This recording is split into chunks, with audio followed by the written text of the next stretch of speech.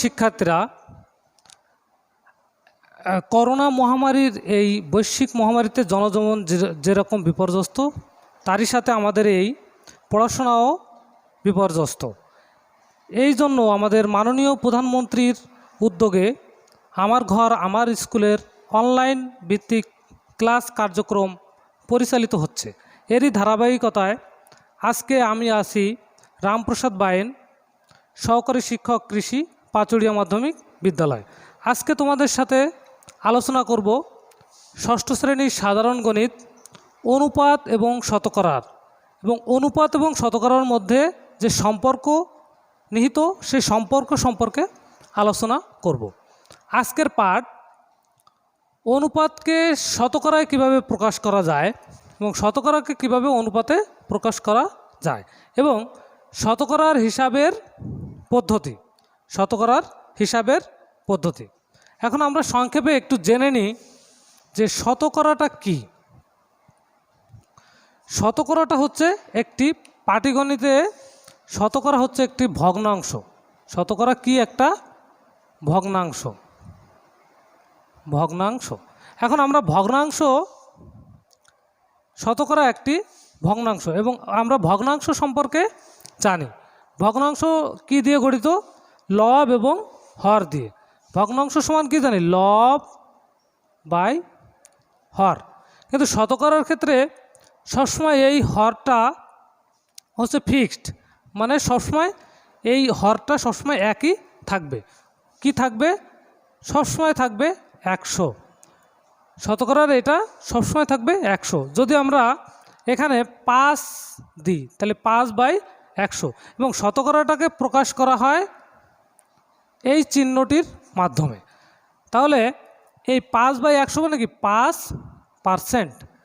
এই 5% মানে হচ্ছে 5-এর কে শতকরায় প্রকাশ। তেমনইভাবে অনুপাতটা হচ্ছে একটি ভগ্নাংশ, কিন্তু অনুপাতটাও একটি ভগ্নাংশ।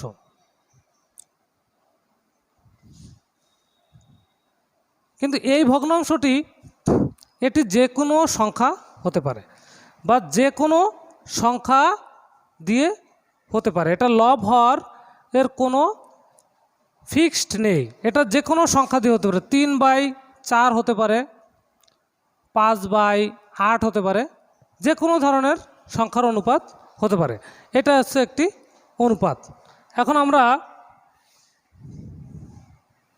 অনুপাতকে শতকরায় প্রকাশ, শতকরায় প্রকাশ, শতকরায় প্রকাশ প্রকাশ তাহলে আমরা 1-এর ক নাম্বার অঙ্কটা সমাধান করব। 1-এর ক নাম্বার অঙ্কটা সমাধান করব। 3/4কে আমরা শতকরায় প্রকাশ করব। তাহলে শিক্ষার্থীরা খেয়াল করো যে আমাদের টার্গেট কি? শতকরায় প্রকাশ করতে হলে আমাদের সবসময় হরের মানটা 100 করতে হবে। তাহলে আমরা উপরে ও 100 দিয়ে গুণ করব, আবার নিচেও হরকেও 100 দিয়ে গুণ করব। এখন দেখো আমাদের এই 100টা যদি আমরা রাখতে চাই তাহলে উপরের 100টা আমরা কাটাকাটি করতে পারতেছি। তাহলে 4×25 100, তাহলে 3×25 কত হচ্ছে? 75। দেখো এখন আমাদের শতকরার ফর্মে আসছে কিনা? 75/100। তাহলে আমার হরের মানটা 100 আসছে। তাহলে আমরা এই 75টাকে কীভাবে লিখতে পারি? 75% দিয়ে। দেখো এখন আমাদের কি এটাকে আমরা শতকরায় প্রকাশ করতে পেরেছি। এখন আমরা এটা ক নাম্বারটা দেখলাম, এখন আমরা গ নাম্বারটা দেখব। একইভাবে 1-এর গ নাম্বারটা দেখব। গ নাম্বারে কি আছে? 4/5। কি আছে? 4/5। এখন এইটাকেও আমরা শতকরায় প্রকাশ করব। 4×100 আবার 5×100। তাহলে এখন আমরা এই নিচের 100টাকে ফিক্সড রাখব। তাহলে 5×20 100, 4×20 80, 80/100, তাহলে এখানে 80%। দেখো এখন এটাকে আমরা শতকরায় প্রকাশ, এই অনুপাতটা বা এই ভগ্নাংশটিকে আমরা সহজেই শতকরায় প্রকাশ করতে পেরেছি। এখন আমরা দেখব যে শতকরাকে কিভাবে অনুপাতে প্রকাশ করা যায়। শতকরাকে অনুপাতে প্রকাশ, শতকরাকে অনুপাতে প্রকাশ।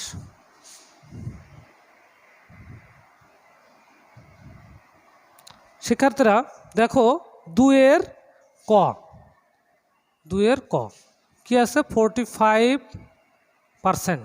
তাহলে এখন এই পার্সেন্ট মানে কি, হর হচ্ছে আমাদের 100, হর হচ্ছে আমাদের কি 100। তাহলে আমরা পরের লাইনে কি লিখতে পারি, 45/100। তাহলে এটাকে আমরা কাটাকাটি করতে পারি, কত দিয়ে কাটতে পারি, 5 নং 45 আর 5 20 100, তাহলে 9/20। তাহলে দেখো যে আমাদের এটা অনুপাতে পরিণত হয়েছে কিনা। এটা কি ছিল, শতকরা ছিল, এটাকে আমরা কিসে পরিণত করেছি, অনুপাতে পরিণত করেছি। আবার এই অনুপাতকে যদি আমরা আবার শতকরায় করতে চাই, তখন সেক্ষেত্রে আবার আমরা হরটাকে 100 করে এটাকে শতকরায় পরিণত করতে পারবো। এখন আমরা শতকরার অন্য হিসাব এবং এই সম্পর্কিত অন্য যে হিসাবের আরও কিছু কিছু অঙ্ক আমরা দেখব। এখন দেখো 3-এর ক, 3-এর ক, 3-এর কয় আছে 125-এর 5%, 125-এর 5% কি আছে 125-এর 5%। এখন আমরা শিখছি যে 5%কে কীভাবে ক্যালকুলেশন করতে হয়, 5% মানে কি। তাহলে পরের লাইনটা 125-এর 5% মানে কি, তাহলে 5/, কি হবে 100 হবে। পার্সেন্ট মানেই হচ্ছে লবের মান 100। তাহলে এখন দেখো, তাহলে এই অঙ্কটাকে আমরা 5 দিয়ে যদি কাটাকাটি করি, 5 20 100 আর 5 25-এ 125। তাহলে এখন দেখো এই 5 দিয়ে এই 20-কে আবার কাটাকাটি করে যায়, 4 5 20। তাহলে আমাদের কি দাঁড়াচ্ছে 25/4, 25/4। তাহলে আমাদের মানটা দাঁড়াচ্ছে 25/4। এটাকে আমরা ভাঙিয়ে মিশ্র ভগ্নাংশে পরিণত করতে পারি। 4 ছক 24, তাহলে আমাদের অবশিষ্ট থাকতেছে 1, 6 পূর্ণ 1/4। দেখো এখন আবার যদি ভাঙাই 4 ছক 24 আর 1 25, 25/4। তাহলে আমাদের অঙ্কটার মান হবে 6 পূর্ণ 1/4। একইভাবে 3-এর বাকি অঙ্কগুলো আমরা সমাধান করতে পারবো।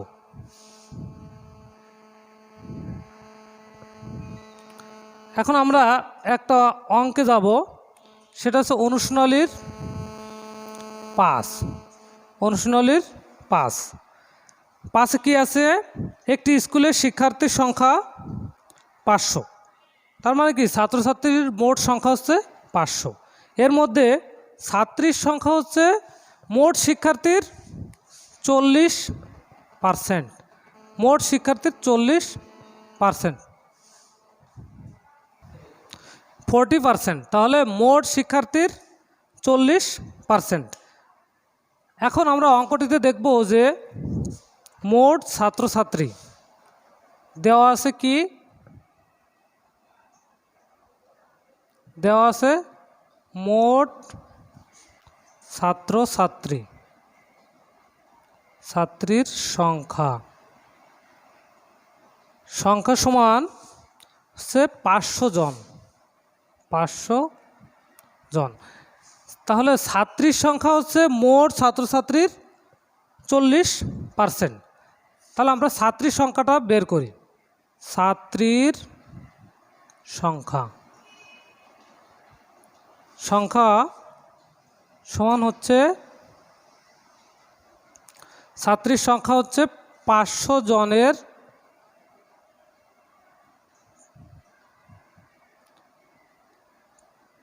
40%।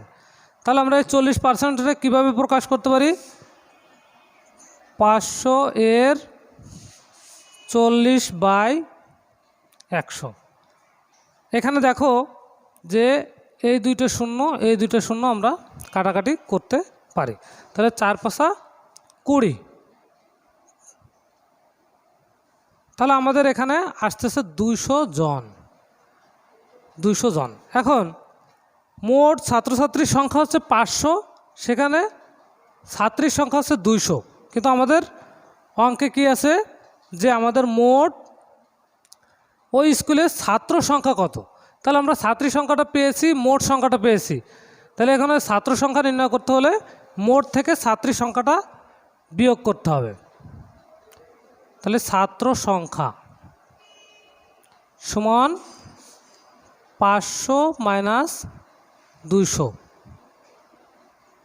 জন। তাহলে এখানে হচ্ছে 300 জন। তাহলে আমাদের এটা 300 জন। তাহলে আমাদের অঙ্কের উত্তর হচ্ছে আমাদের ছাত্র সংখ্যা 300 জন। তাহলে আমরা শিক্ষার্থীরা আমরা অঙ্কটি মনে হয় বুঝতে পেরেছি সবাই। এখন আমরা আরেকটি অঙ্ক সমাধান করব, সেটা হচ্ছে অনুশীলনীর 10 নম্বর অঙ্ক। অনুশীলনীর 10 নম্বর অঙ্কটা সমাধান করব। এখন 10 নম্বর অঙ্কে আছে একটি স্কুলের শিক্ষার্থীর সংখ্যা মোট 800 জন। বছরের শুরুতে 5% শিক্ষার্থী নতুন ভর্তি হলে ওই স্কুলের শিক্ষার্থীর সংখ্যা কত? তাহলে আমাদের দেওয়া আছে, কি দেওয়া আছে?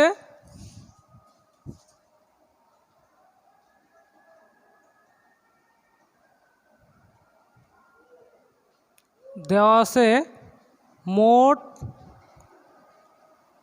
শিক্ষার্থী 800 জন। মোট শিক্ষার্থী কি দেওয়া আছে? 800 জন। তাহলে বছরের শুরুতে শিক্ষার্থী কত পার্সেন্ট ভর্তি হয়? 5%। তাহলে নতুন শিক্ষার্থীর সংখ্যা। তাহলে এখন আমরা নির্ণয় করব কি? নতুন শিক্ষার্থীর সংখ্যা। নতুন শিক্ষার্থীর সংখ্যা যদি আমরা নির্ণয় করতে যাই তাহলে কি করতে হবে? মোট শিক্ষার্থীর কত পার্সেন্ট? 5%। তাহলে 800 এর 5%। 800 এর 5%। তাহলে পার্সেন্ট মানে হচ্ছে 800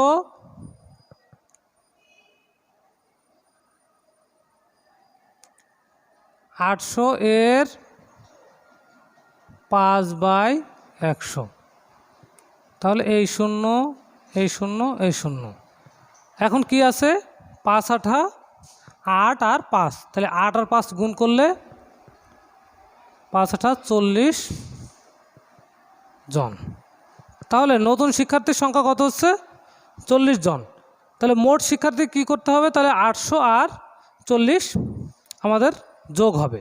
তাহলে মোট শিক্ষার্থী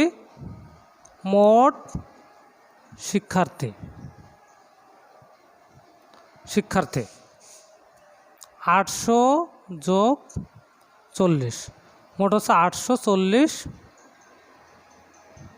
জন। এটা হচ্ছে আমাদের নির্ণয় উত্তর। তাহলে মোট শিক্ষার্থীর সংখ্যা ওই স্কুলে এখন 840 জন।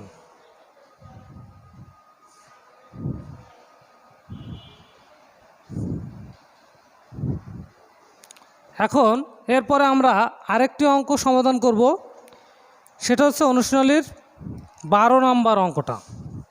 আমরা একই নিয়মের একটি অঙ্ক করব এবং ওই অঙ্ক অন্য যে অঙ্কগুলো আছে সেই অঙ্কগুলো তোমাদের বাড়ির কাজ থাকবে, বাকি অঙ্কগুলো তোমরা বাড়িতে সমাধান করবে।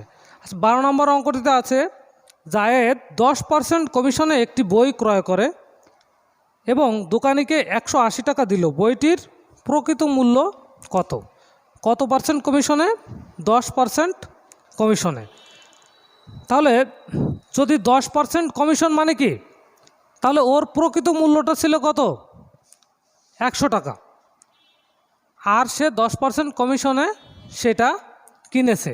তাহলে 10% কমিশনে বইটির প্রকৃত মূল্য, 10% কমিশনে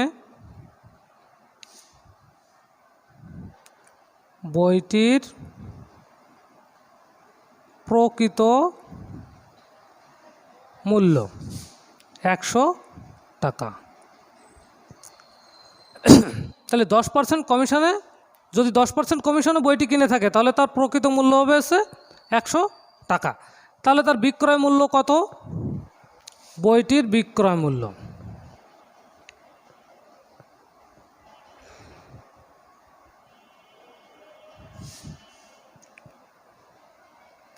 তাহলে সে 10% কমিশনে কিনেছিল, তাহলে বইটির বিক্রয় মূল্য হবে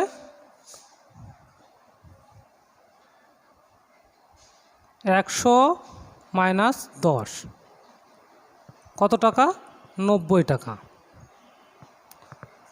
তাহলে বইটির বিক্রয় মূল্য কি হচ্ছে? 90 টাকা। তাহলে 90 টাকা হচ্ছে তার বিক্রয় মূল্য এবং তার প্রকৃত মূল্য হচ্ছে 100 টাকা। এখন আমরা ওই কিকে অঙ্কটা সমাধান করতে পারি। কিভাবে করতে পারি?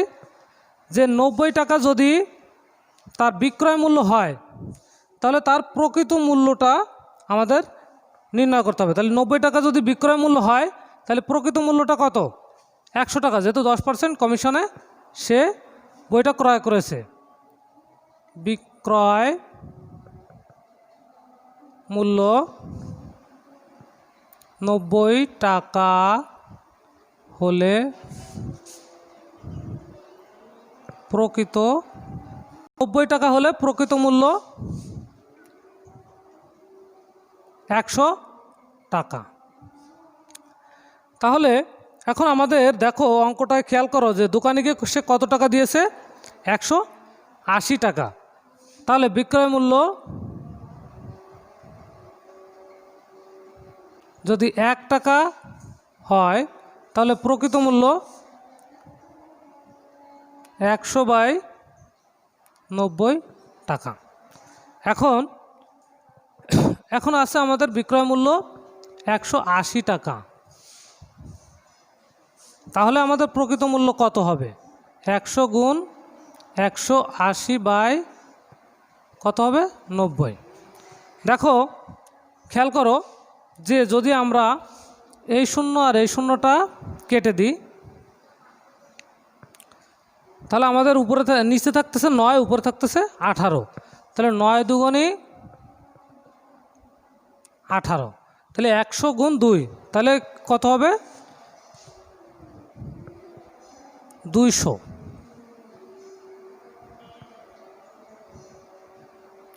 200 টাকা। তাহলে বইটির প্রকৃত মূল্য হবে 200 টাকা। বইটির প্রকৃত মূল্য হবে 200 টাকা। তাহলে শিক্ষার্থীরা আমরা বুঝতে পারছি কি যে 10% কমিশনে বইটি কিনে, তাহলে 10% মানে কি 100 টাকায় 10 টাকা কমে সে বইটি কিনছে। তাহলে এখান থেকে বইটির বিক্রয় মূল্য হবে হচ্ছে 90 টাকা। তাহলে বিক্রয় মূল্য 90 টাকা হলে প্রকৃত মূল্য 100 টাকা। বিক্রয় মূল্য 1 টাকা হলে 100/90, 180 হলে কাটাকাটি করে এখানে 200 টাকা। তাহলে নির্ণেয়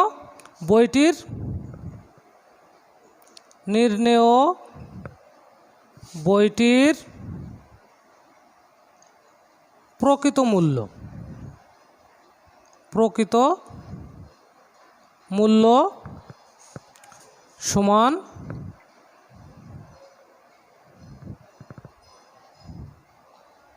200 টাকা। তাহলে প্রিয় শিক্ষার্থীরা, এই অধ্যায়ে আমরা কি কি শিখলাম দেখো। প্রথমেই আমরা শিখেছি যে কিভাবে একটা অনুপাতকে শতকরায় প্রকাশ করা যায়। যে কোনো একটা অনুপাতকে কিভাবে শতকরায় প্রকাশ করা যায়, তাই না? আবার একটা শতকরাকে কিভাবে অনুপাতে পরিণত করা যায়, এটাকে আমরা শতকরায় প্রকাশ করেছি। আবার এইটাকে আবার আমরা অনুপাতে প্রকাশ করেছি এবং আমরা এর কিছু কিছু অঙ্ক সমাধান করেছি। এখন বাড়ির কাজ।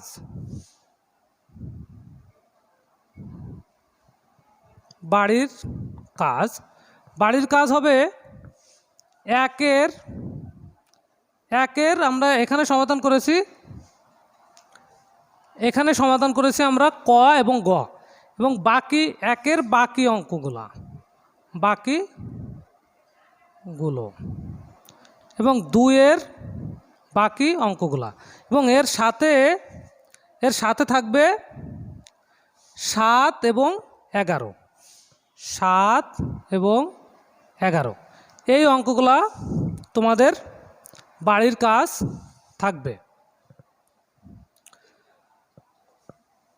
প্রিয় শিক্ষার্থীরা, আশা করি তোমরা অধ্যায়টা ভালো করে বুঝতে পেরেছো। আজকে এই পর্যন্তই। এই বৈশ্বিক মহামারীতে তোমাদের খুবই সাবধানভাবে চলতে হবে। তোমরা নিজেরা সচেতন হবে এবং অন্যকে সচেতন করবে। অতি প্রয়োজন ছাড়া বাইরে ঘোরাফেরা করবে না। যদি বাইরে ঘোরাফেরা করো তাহলে মাস্ক ব্যবহার করবে। ধন্যবাদ শিক্ষার্থীরা, সবাই ভালো থাকবে।